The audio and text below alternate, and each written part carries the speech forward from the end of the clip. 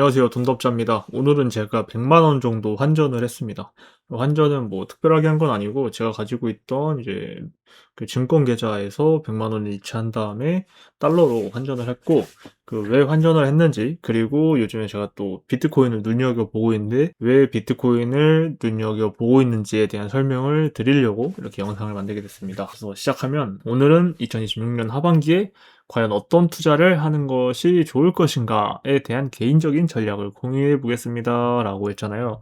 그러니까 제가 환전을 하고 비트코인을 관망하고 있다라는 것 자체가 저의 하나의 전략이라고 볼 수 있는 거죠. 그래서 보면 2026년 7월 13일 검은 월요일의 서막을 시작으로 다음 날인 오늘까지도 여전히 코스피는 7천 뚝배기가 깨진 6,800대의 지수를 보여주고 있다. 네, 오늘 제가 지수를 확인해 보니까 사실 7,000대를 다시 복귀할 거라고 예상을 했습니다. 제가 글을 작성하는 시점을 기준으로 6,840 정도의 포인트를 보여주고 있더라고요. 그도 그럴 게 최근 한 달 동안 외국인의 매도세가 엄청났고, 코스피를 받쳐주던 국민연금에서조차 일부 매도가 시작되자 9,000 가까이 오르던 지수는 순식간에 7,000 아래로 떨어졌다. 이제는 이 부분은 많은 분들이 알고 계신 거죠. 이제 주식이라든지 지수를 어느 정도 견인하는 데에는 세 가지 주축이 있는데, 개인과 외국인 그리고 기관 투자자가 있잖아요.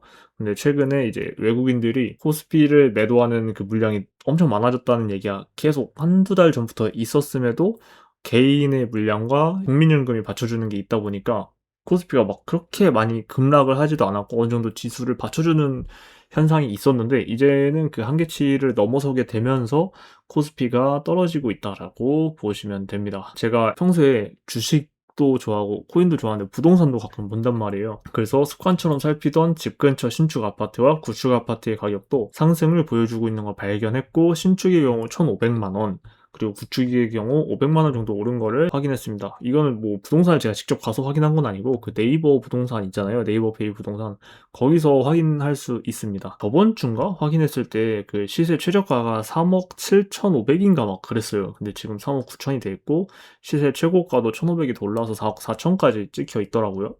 그리고 구축 아파트 같은 것도 그냥 저도 제 근처에 있는 아파트 매물을 신축 구축 안 가리고 다 이렇게 비교해 본단 말이에요. 구축 아파트 같은 경우에는 조금 덜 오르긴 했는데 그래도 한 500만 원 정도 시세가 올랐다.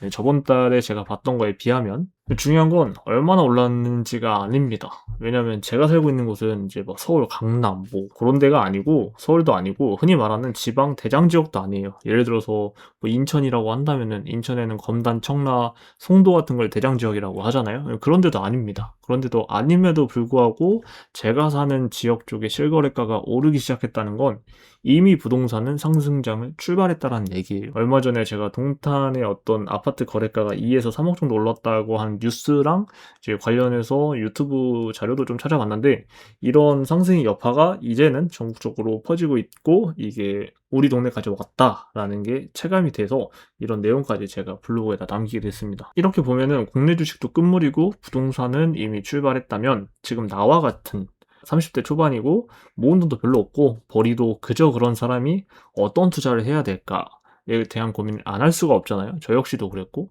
그래서 나는 지금 같은 시기에 뭘 어떻게 할 건데 라는 걸 고민하다가 나온 결론을 이제 공유해 드린다는 게 오늘 내용의 핵심인데, 첫 번째는 저는 환전을 했습니다. 오늘자로 환율을 확인해 보면 간만에 1,400원대 숫자가 찍혔죠. 현재 원달러 환율 하락은 한국 경제가 갑자기 좋아져서라기보다 SK 하이닉스의 초대형 달러 자금 유입을 앞둔 수급 변화가 핵심 원인으로, SK 하이닉스는 미국 ADR 상장을 통해 약 265억 달러, 한화로 약 40조 원을 조달했고, 공모대금 납입일이 바로 7월 14일인 오늘이기 때문에 이게 환율을 떨어뜨리는 원인으로, 그래도 제가 이것 때문만은 아니지 않을까 해서 여기저기 자료를 나름 찾아봤는데 대부분 다 비슷한 얘기를 하더라고요. 즉, 기존 환율 상승의 기본적인 원인이 해결된 건 아니기 때문에 저는 이걸 일시적인 현상으로 해석하고 있습니다. 경기가 좋아져서라거나 아니면 뭐 여러 가지 인플레이션이 줄어들고 뭐 고용률이 올라가고 실업률이 줄어들고 이런 게 아니잖아요. 이게 아니고 그냥 단순히 SK 하이닉스라는 데 대기업이 상장을 통해서 달러 자금을 조달했기 때문에 벌어진 현상이고, 그 자금이 끊기면은 다시 환율은 오를 거라고 저는 생각을 합니다. 그래서 이걸 일시적인 현상으로 해석했고, 따라서 조금이라도 환율이 내려갔을 때 미리미리 환전을 해두는 게 미국 주식을 투자하는 저로서는 나쁘지 않은 찬스라고 본 거죠. 미국 주식 투자를 하려면은 어쨌거나 환전을 해야 되잖아요. 저는 이제 증권 계좌에서 환전을 하는데, 오랜만에 이제 1,400원대 숫자가 보여지고 나서 친구랑 아까 DM을 주고받다가 친구한테 너 오늘 환전했냐? 오늘 같은 날 환전해야지 하니까 친구는 벌써 했다고 하더라고요. 그래서 저도 집에 오는 길에 버스에서 급하게 한 100만 원 정도를 환전을 했습니다. 그래서 오늘 바로 100만 원을 추가 환전을 해서 현재 내 통장에 외화 예수금은 약 4,200달러 정도를 모아놨다. 이거를 이제 원화 기준으로 보면 한 600 얼마가 되더라고요. 물론 당분간은 주식을 매매할 일이 없어서 아마 쭉 이대로만 보관하거나 다음 달에 환율이 더 떨어지면 추가 환전 정도만 하다가 올 연말쯤에 투자를 시작할 것 같다라는 게 제 생각입니다. 그러니까 지금 당장 제가 미국 주식의 어떤 종목을 사기 위해서 환전을 해놓은 건 아니에요. 근데 앞으로 어차피 미국 주식을 투자할 거고 그때 환전을 당연히 해야 되는데 환율이 오랜만에 1,400원대를 찍었고 이게 앞으로 장기적으로 계속 환율이 유지되는 게 아니고 단기적인 일시적인 현상이라고 해석을 했기 때문에 그러면은 지금 같을 때 미리미리 조금이라도 싸게 환전을 해 놓는 게 나에게 이득이 되겠다 싶어서 저는 환전을 해 놓은 겁니다. 그래서 지금 쌓여있는 이 예수금도 한 4,200달러 정도가 되는데 이렇게 환율이 조금 낮다고 생각될 때마다 쫌쫌 따리로 이렇게 미리미리 환전을 해 뒀던 금액이 모여서 이렇게 된 거예요. 그래서 뭐 여기까지 얘기하면 제가 그래서 또 어떤 종목을 앞으로 살려고 그러는 건데 라는 궁금증이 있으실 거 아니에요. 그거는 제가 앞서 만들었던 영상을 보셔도 되고 블로그 글에도 나와 있는데 뭐 제목이 이미 다 나와 있어서 말씀드리면 하나는 모더나고 나머지 두 개는 TQQQ 또는 속슬입니다. 그리고 각각의 이제 매매 전략에 대해서는 모더나 같은 경우에는 그냥 전에 영상을 이거 직전 영상을 확인해 주세요. 거기에 제가 어떤 시점에 얼마의 가격에 매수를 해서 얼마의 매도를 할 것이다를 제 나름의 기준에서 이러이러한 이유로 인해서 이렇게 정했다라고 다 자세하게 설명을 드렸어요. 그러니까 그거 보고 참고해 주시면 되고 TQQQ나 속슬 같은 경우에는 제 투자 전략이 아니에요. 그 주독님이라고 계세요. 주식 독설가였나? 그걸 줄여서 주독이라는 이름으로 활동하고 계신 분이 계신데 그분 유튜브 채널을 제가 되게 자주 본단 말이에요. 근데 거기서 너무 좋은 정보를 공유해 주셔가지고 이거 괜찮겠다. 그래서 앞으로 나도 만약에 시점이 오면은 TQQQ나 속슬 같은 거를 저 방식대로 투자해봐도 좋겠다라는 판단이 들어서 그렇게 할 계획입니다. 무조건 그렇게 하겠다는 건 아니고 그때 또 상황 봐야죠. 제가 뭐 현금이 여유가 있다거나 하면 투자 가능한데 갑자기 뭐 일이 터져가지고 현금이 동떨어진 상황이면 또 어쩔 수 없는 거니까.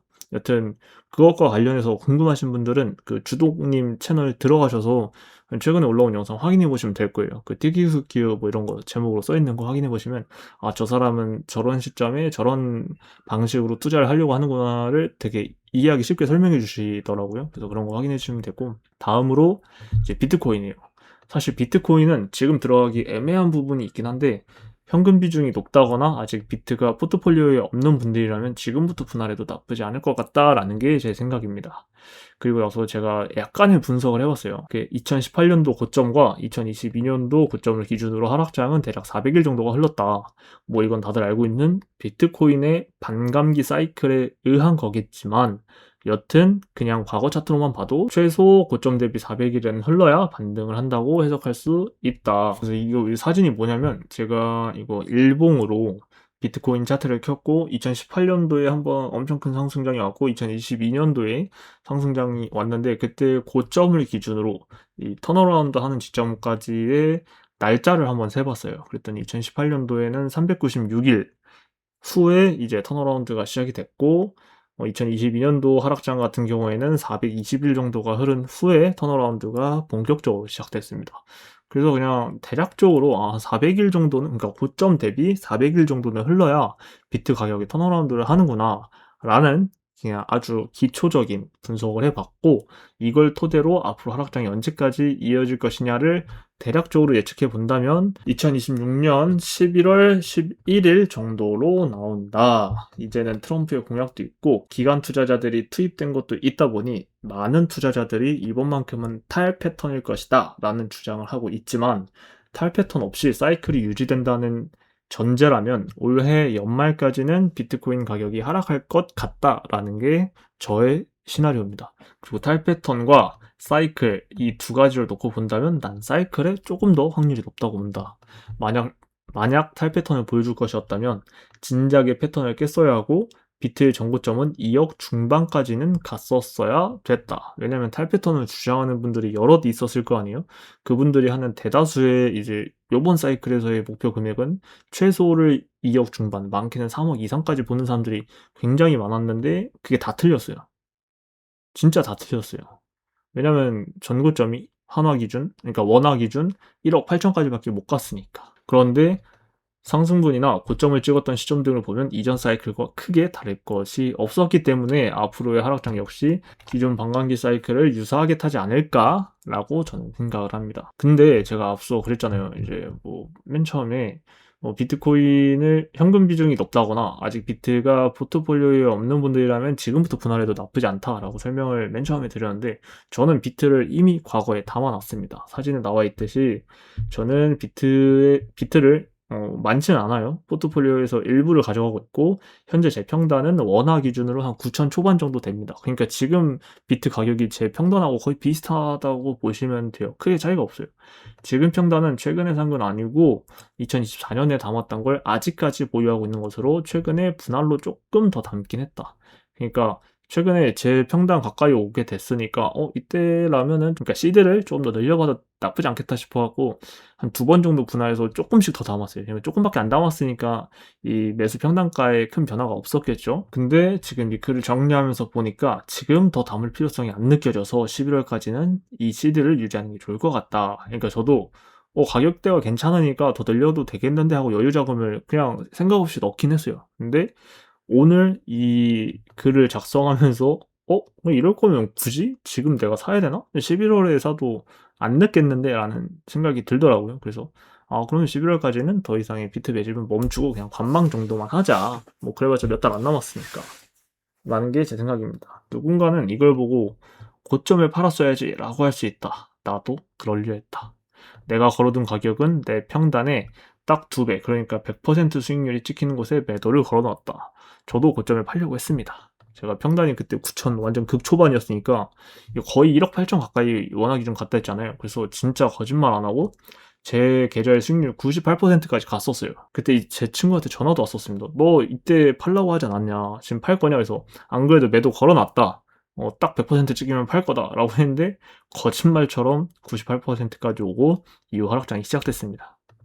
이게 트루먼 쇼지. 진짜 거짓말처럼 제가 매도를 걸어놨는데 98%까지 오고 2%가 부족해가지고 저도 매도를 못했습니다. 저도 팔고 싶었어요. 여튼 오늘 제가 이 내용을 정리해 드리면 현재 저는 환전을 해서 조금씩 지금 환율이 저렴한 구간이라고 생각을 해서 일단 일부 환전을 시작했다. 그리고 다음 달에도 만약에 1,400원대가 유지되거나 환율이 더 떨어진다고 하면은 추가적으로 한 100만 원 정도 더 환전을 할 생각이고 비트코인은 지금은 관망을 조금 하다가 나중에 한 11월쯤 되면 그때 가서 비트코인을 매집하지 않을까.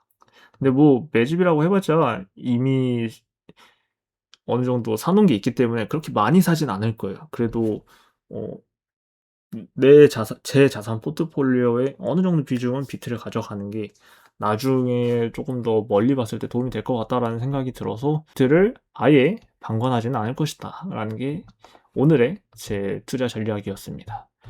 앞으로도 더 다양한 이제 투자 정보라든지 아니면은 제가 분석하고 있는 내용, 저의 앞으로의 투자 전략, 앞으로 투자 상황까지 다 공유해 드릴 테니까 구독, 좋아요 지금 눌러 놓으시면